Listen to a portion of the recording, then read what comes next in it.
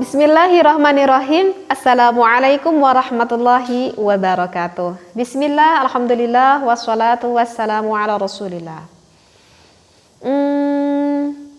Di dalam dunia bisnis, kerap kali kita itu menawarkan ataupun menyuguhkan barang kita itu tidak sesuai dengan kenyataannya, alias berbohong.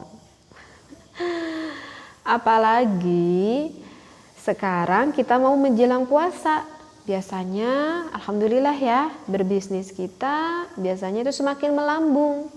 Misalkan salah satu contohnya berbisnis pakaian gitu ya. Berbisnis pakaian biasanya bulan puasa itu semakin ramai kan berjualannya. Dan tidak sedikit misalkan orang itu sengaja untuk berbohong agar penjualan bisnisnya itu menjadi laku, seperti itu. Ataupun terkadang misalkan kita bertemu dengan seseorang, kita ngobrol-ngobrol, cakap-cakap gitu ya. Sebetulnya sih awalnya kita nggak bermaksud ingin membicarakan hal yang buruk. Misalkan seperti kita ingin menggibah orang, enggak sih, nggak bermaksud tujuan seperti itu. Tapi terkadang saking enak ngobrolnya, ngelantur kita kesana kesini sampai lupa. Kita itu akhirnya menggibah ataupun membicarakan kejelekan orang lain. Sedangkan kitanya itu sedang berada di dalam keadaan berpuasa. Lantas apakah bisa masih dikatakan syah puasa kitanya itu ataupun tidak? Nah, maka untuk referensinya kali ini saya membawa kitab Fatawi karangan Syekh Wahbatuz Zuhaili ya. Bisa dilihat pada halaman 33. Di dalam karangan Syekh Wahbatuz Zuhaili, referensinya itu dikatakan bahwa halil ghibatu, apakah ketika seseorang itu menggibah, awin namimah ataupun namimah itu adalah mengadu domba ya. Awil kizbu ataupun kita itu berbohong. Awil qaulul fahishu ataupun kita membicarakan dengan kata-kata yang sangat kasar. Yuftirus shaimu, apakah hal itu dapat membatalkan puasa kita? Nah, maka dijawab oleh Syekh Wahbatuz Zuhaili, hadhil ma'asil ma'nawiyatu, bahwa menggibah, berbohong, mengadu domba ya. Itu termasuk dosa. Termasuk dosanya itu adalah dosa ma'nawiyah. La tuftiru sha'ima, bahwa menurut Syekh Wahbatuz Zuhaili ini tidak kok, enggak sampai membatalkan puasa kita. Walakinnaha, tetapinya fi haddi dzatiha, di dalam batasan kita melakukan maksiat ma'nawiyah tersebut itu haramun, hukumnya diharamkan. Jelas ya, itu hukumnya haram. Bahkan wa ma'siyatun kabiratun, bahkan seperti kita menggibah, kita menamimah ataupun berkizib ya, ataupun berbicara yang ucapan yang kasar, itu termasuk kabiratun. Itu termasuk dosa yang besar yang mana iya, kabirah, dosa besar ya, yang mana seperti kita menggibah ataupun kita namimah, itu kan termasuk dosa yang hakul adami, artinya yang berhubungan dengan orang lain. Nah, sehingga yajibu, diwajibkan bagi kita al-ibti'adu, harus menjauhi anha dari maksiat tersebut, apalagi fisyami, apalagi kalau kita sedang melakukan ibadah puasa, wa ghairihi, dan tidak selain puasa pun ya jelas kita harus menjauhi dari dosa tersebut. Wayatanafa dzalika ma'ada bisyami, dan menafikan kesemuanya itu ya dari ada bisyami, dari tata krama kita melakukan berpuasa.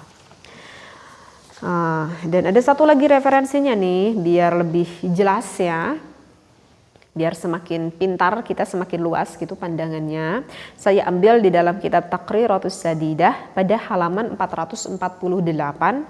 Mubtilatus saumi, bahwa ada beberapa hal yang dapat membatalkan puasa kita, hiya kismani, yaitu terbagi menjadi dua bagian. Jadi yang membatalkan puasa itu terbagi menjadi dua bagian. Al-qismul awwalu, al-muhbitatu, bahwa untuk bagian yang pertama itu adalah muhbitat. Apa itu wahiyya? Muhbitat itu mayubtilu thawabas shaumi, setiap sesuatu yang membatalkan akan pahala puasa. Qala, di dalam satu keterangan dikatakan kam min shaimin laisa lahu min siyamihi illal ju'u wal atash, bahwa tidak sedikit dari orang yang melakukan berpuasa hanya mendapatkan lapar dan juga hanya mendapatkan dahaga saja. Nah, jadi ceritanya kita sedang puasa nih ya, sengaja saya bahas yang berkaitan dengan puasa karena agar nanti kita menjelang puasanya kita tahu apa saja sih gitu ya yang harus kita lakukan ataupun yang harus kita jauhi ketika kita sedang berpuasa. Nah, di antara salah satunya pembahasan kali ini, bagaimana jika orang yang sedang berpuasa tetapi orang itu misalkan melakukan menggibah, ngebicarain kejelekan orang, ataupun orang tersebut berbohong, bahkan ada yang sampai parah, orang tersebut sampai mengadu domba orang lain. Nah, sedangkan kan orang tersebut itu lagi puasa, sehingga apakah puasanya itu masih dikatakan syah atau tidak gitu. Nah, kalau menurut pendapat dari Syekh Wahbatuz Zuhaili, hal itu tidak membatalkan akan puasa kita. Tetapi ya tetap saja hal itu termasuk maksiat, bahkan hal itu termasuk dosa besar ya. Karena kan ketika kita membicarakan kejelekan orang, ketika kita apalagi naudzubillah sampai mengadu domba, itu kan hubungannya kita dengan orang lain ya. Jadi itu termasuk salah satu dosa hakul adami karena berhubungan dengan orang lain, seperti itu.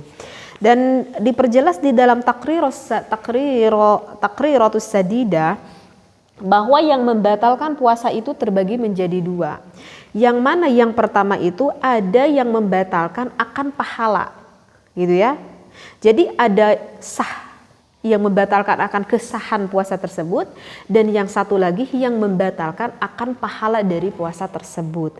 Nah, seperti kita melakukan kidhib, kita melakukan namimah ataupun menghibah ya, ataupun berbicara yang buruk, itu membatalkan pahala puasa kita gitu. Jadi yang enggak sedikit orang yang melakukan puasa, apa sih yang didapat bagi orang tersebut? Yang didapat bagi orang tersebut hanya lapar, hanya menahan dahaga aja. Seperti itu.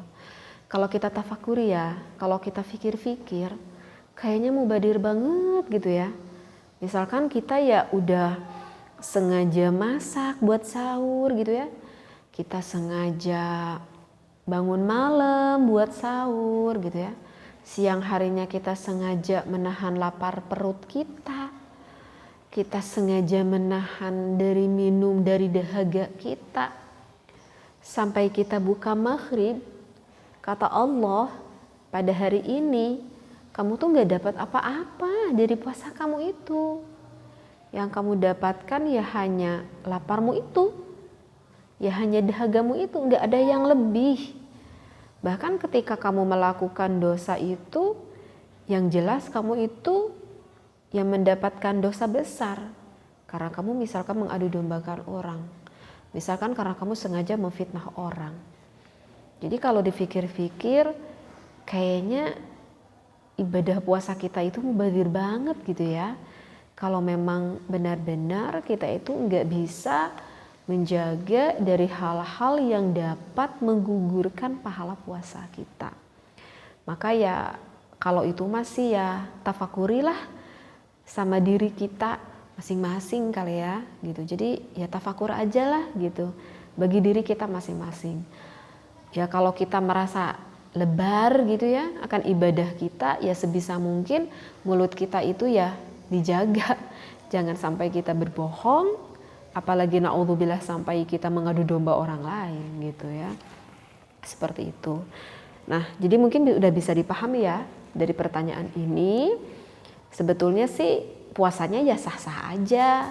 Tetapi kalau urusan pahala kamu tuh gak akan dapat apa-apa. Ya itu, jadi mubadir kalau kata saya. Nah, sekarang yang pengen saya jelaskan, Karena di dalam hukum Islam ada kok berbohong yang diperbolehkan oleh agama. Dan ada kok menggibah, kita membicarakan orang lain menurut agama.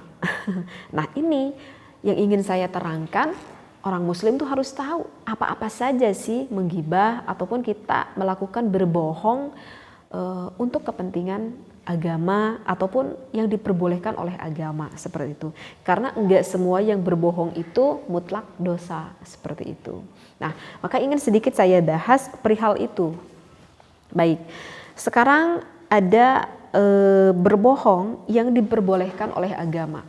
Apa saja berbohong yang diperbolehkan oleh agama? Yang pertama itu adalah berbohong dikarenakan di dalam peperangan, gitu ya, di dalam peperangan. Suatu negara yang sedang berperang, misalkan dengan negara orang lain, yang mana misalkan untuk siasat perang, gitu ya, sebagai taktik untuk mengalahkan musuh, gitu. Sehingga kalau berbohong untuk hal peperangan tersebut itu diperbolehkan, tidak apa-apa. Kemudian untuk berbohong yang kedua yang diperbolehkan itu dikarenakan ada tujuan untuk perdamaian, seperti itu ya. Jadi ingin mendamaikan, misalkan ada dua orang yang misalkan yang sedang bermusuhan gitu ya, dan kita sebagai temannya gitu ingin mendamaikan dari dua orang tersebut yang sedang bermusuhan gitu. Misalkan si A dan si B itu yang sedang bermusuhan berat gitu ya. Padahal dulunya teman-teman baik misalkan dengan kita bertiga gitu. Nah, sehingga kita ingin menjadikan penengah gitu. Sehingga kita itu berbicara kepada si A, tahu gak gitu ya. Misalkan si B itu sebetulnya merasa menyesal sekali akan perbuatannya gitu ya. Ingin meminta maaf gini, tetapi dia itu malu misalkan. Dan kemudian kita itu berbicara juga kepada si B bahwa apa yang dikatakan oleh A, dia juga menyesal misalkan. Padahal gak ada perkataan itu dari si A dan juga si B. Tetapi kita itu bermaksud, bertujuan ingin mendamaikan. Dari misalkan ada dari dua orang ataupun dari dua kelompok misalkan. Terkadang suka ada satu kampung dengan kampung yang lain gitu ya. Sehingga kita ingin menyelesaikan perdamaian tersebut. Tetapi nggak ada cara yang lain untuk menyelesaikan perdamaian tersebut sehingga misalkan ya kita ada beberapa hal yang sengaja kita berbohong seperti itu. Nah, kalau bertujuannya untuk mendamaikan orang yang sedang bermusuhan oleh agama itu diperbolehkan. Hanya saja di dalam berbohong tersebut kita nggak boleh diiktikodiahkan di dalam hati gitu ya. Artinya di dalam hati ya kita tetap beriktikad bahwa saya ini berbohong gitu ya. Jadi hanya berbohong di ucapannya saja. Tetapi jangan sampai mengiktikadiahkan di dalam hati kita seperti itu. Nah, jika berbohong bertujuan untuk perdamaian itu hukumnya diperbolehkan. Dan untuk berbohong yang lainnya, misalkan tujuan berbohongnya itu dikarenakan ingin menyenangkan hati seseorang misalkan gitu ya, ingin menyenangkan hati seseorang. Contohnya apa ya, saya kasih contoh suami deh ya.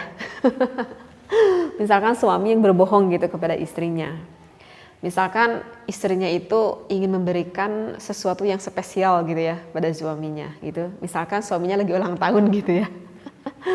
Misalkan istrinya itu sengaja membuat membuat bolu gitu ya untuk suaminya gitu. Dengan penuh kesemangatan gitu ya, dengan penuh rasa cinta kasih gitu oleh istrinya. Sengaja diperuntukkan membuat kue ataupun bolu tersebut untuk suaminya gitu.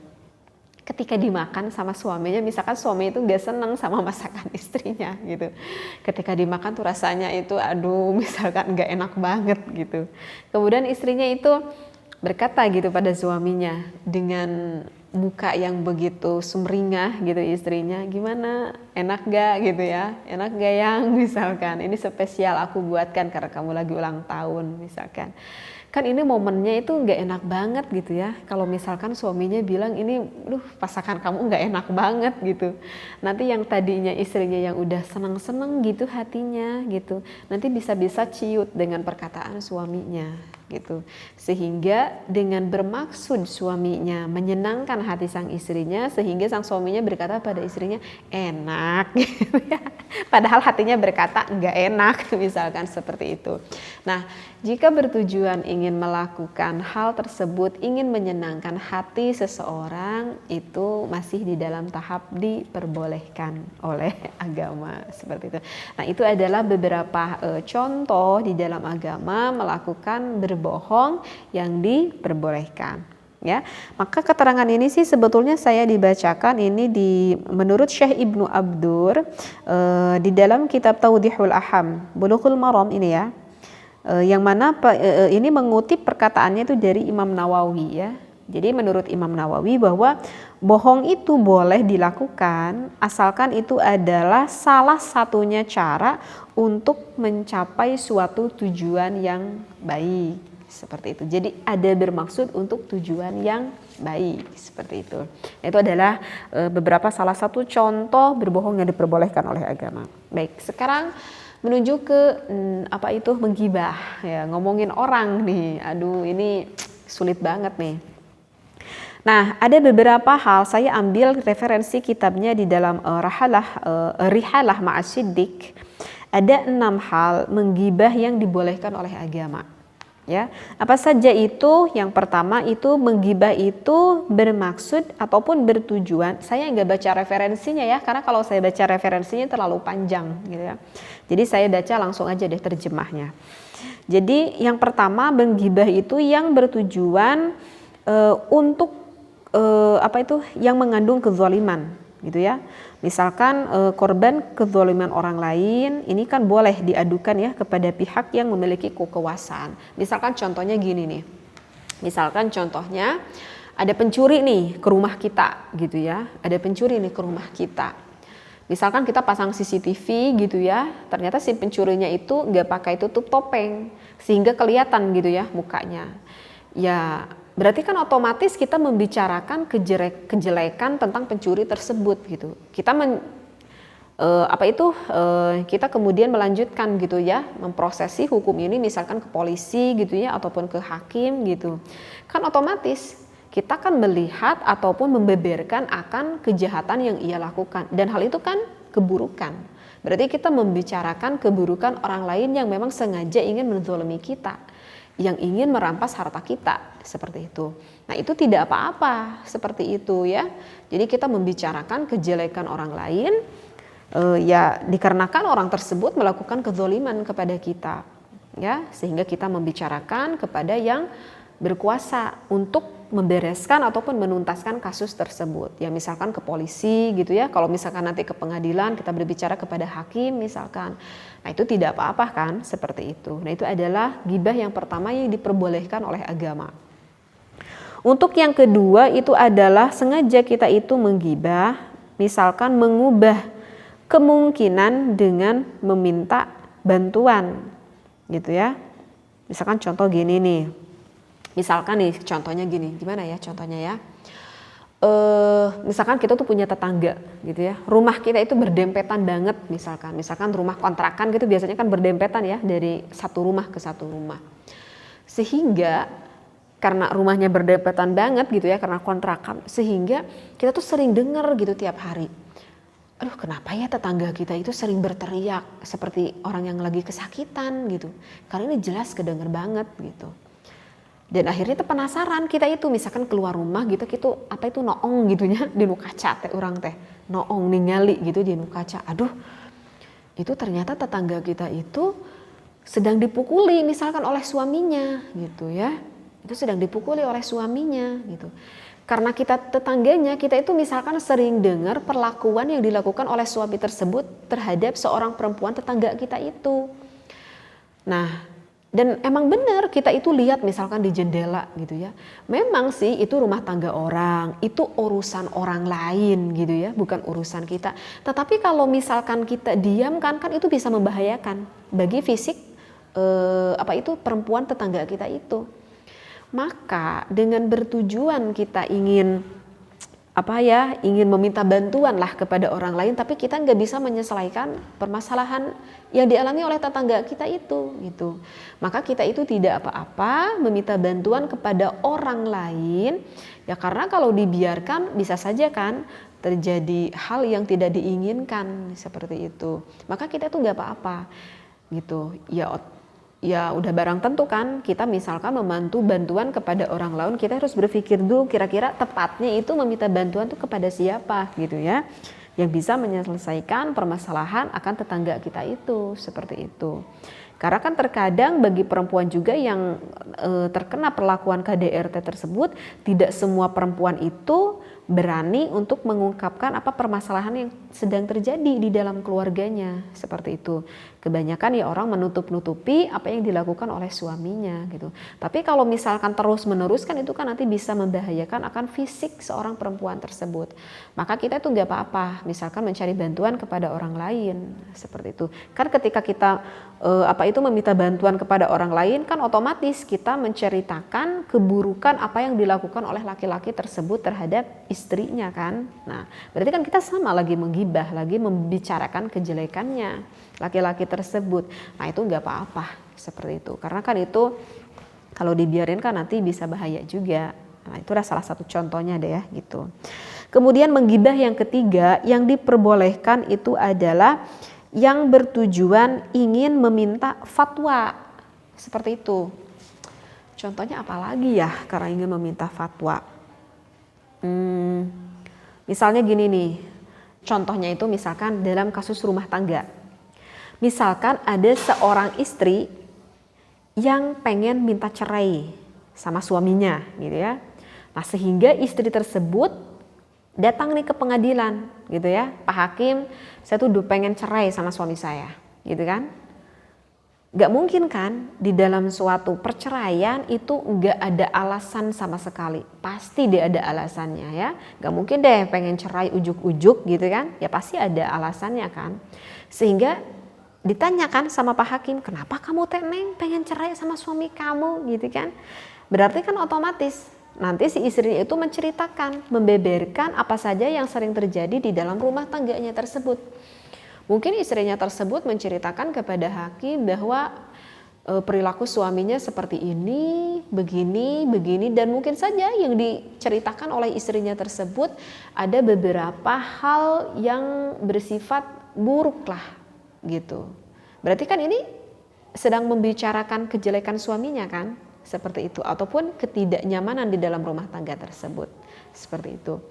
Dan biasanya nanti pengadilan pun akan memanggil suaminya. Sehingga suaminya dipanggil ke pengadilan, apa benar yang diceritakan oleh istri kamu itu, alasan istri kamu tuh pengen cerai sama kamu dikarenakan begini gitu kan ya. Nah, sehingga kan nanti ada biasanya di dalam perceraian tersebut ketika mengajukan ya enggak langsung cerai kan.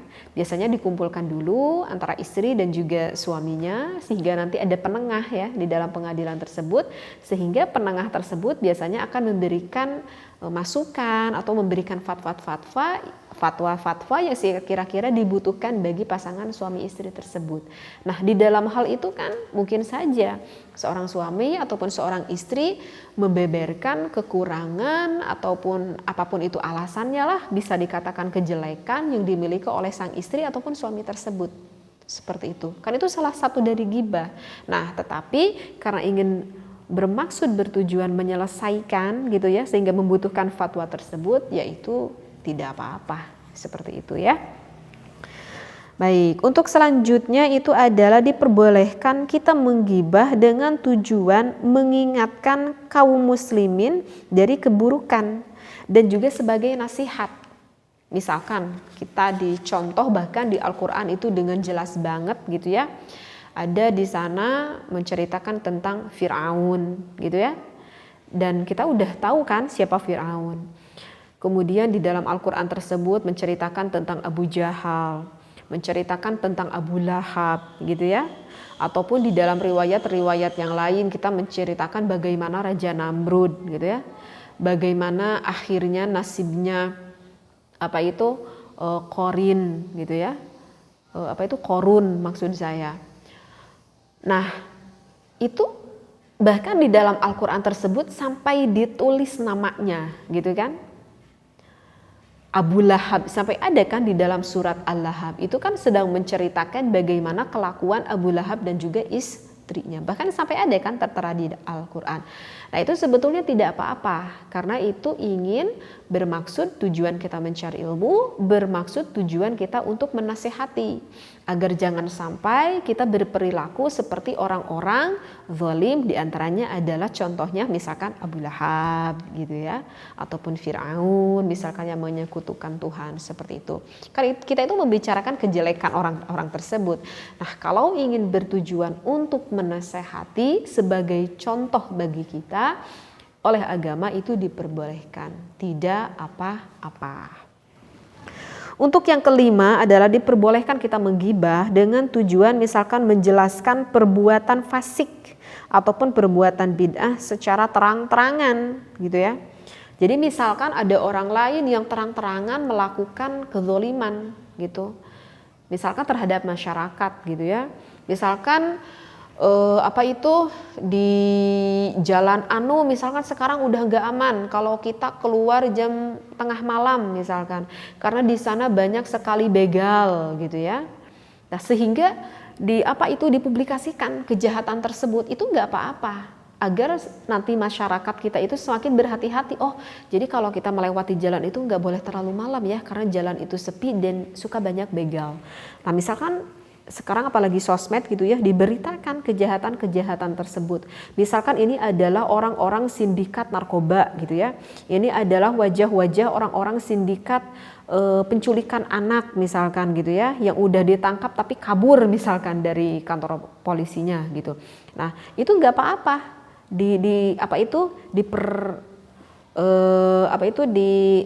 dipublikasikan, itu nggak apa-apa, karena kan ingin bertujuan untuk keselamatan masyarakat kita juga seperti itu. Misalkan ada kasus korupsi gitu kan ya, ataupun misalkan kalau yang kecil-kecil tetangga kita, misalkan orang yang suka mabuk dan suka mengganggu orang lain gitu. Nah itu tidak apa-apa, karena kan itu bermaksud karena mereka tersebut kan melakukan kejahatannya itu pun sudah terang-terangan banget gitu, yang bisa membahayakan orang lain, sehingga tidak apa-apa kita publikasikan agar kita tidak mendapati kezaliman dari orang-orang jahat tersebut gitu. Jadi nggak apa-apa. Kemudian untuk yang terakhir, boleh kita menggibah orang lain misalkan mengenalkan sesuatu ya, misalkan ataupun julukan tertentu. Misalkan gini nih contohnya, misalkan kita itu bertemu dengan seseorang, misalkan namanya siapa ya, Pak Ujang misalkan. Terus kita berbicara nih ke Pak Ujang. Pak Ujang, ada titip salam dari tetangga saya, namanya Pak Rohman misalkan gitu. Terus Pak Ujang teh ngahuleng. Cek Pak Ujang teh, Pak Rohman yang mana ya? Aku lupa lagi, ada tetangga kamu namanya Pak Rohman. Itu Pak Rohman gitu ya. Tapi tetap aja Pak Ujang tuh gak ingat, aduh Pak Rohman yang mana ya? Kok aku lupa lagi? Itu Pak Rohman, maaf Pak Ujang yang nggak bisa ngelihat, misalkan ini salah satu contohnya, misalkan Pak Rohmannya itu nggak bisa lihat, misalkan buta, ataupun misalkan pincang kakinya gitu. Itu misalkan Pak Rohman yang nggak bisa lihat, kata Pak Ujang, oh iya Pak Rohman yang nggak bisa lihat, oh iya aku ingat gitu.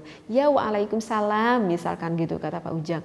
Sehingga ya kalau kita nggak menceritakan akan bagaimana fisik orang tersebut, sehingga orang lain itu kemungkinan sulit untuk mengenalnya. Nah, berarti kan kita membicarakan akan julukan dari orang tersebut gitu ya.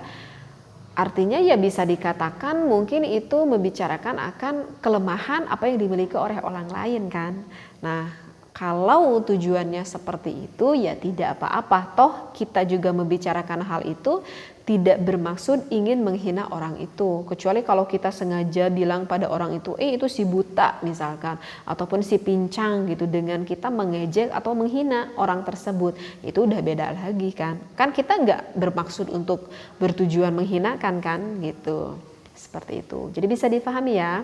Jadi Memang di dalam Islam juga diatur ada beberapa gibah ataupun ada beberapa kizib ataupun berbohong yang diperbolehkan oleh agama.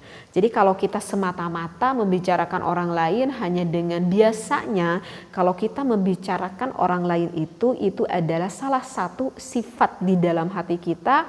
Hati kita itu yang sudah mempunyai rasa hasud. Na'udzubillah, summa na'udzubillahi min dzalik. Biasanya orang yang hatinya punya hasud itu paling gemar sekali membicarakan akan keburukan orang tersebut. Seperti itu.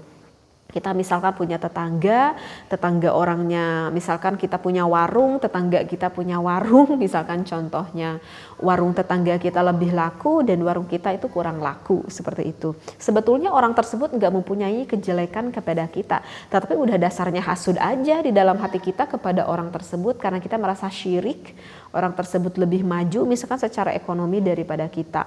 Ya dengan refleksnya aja, bibir kita itu senang banget kalau misalkan membicarakan orang tersebut. Itu biasanya terselipi karena hati kita itu udah penuh dengan hati rasa hasud kepada orang lain. Na'udzubillah summa na'udzubillah min dzalik. Mungkin ini adalah sebagai pembelajaran introspeksi diri kepada hati kita. Mudah-mudahan apa yang saya sampaikan walaupun agak panjang lebar tetapi bisa diserap ilmu dan bisa dimanfaatkan oleh kita. Wallahu a'lam, wabillahi taufiq wal hidayah. Wassalamualaikum warahmatullahi wabarakatuh.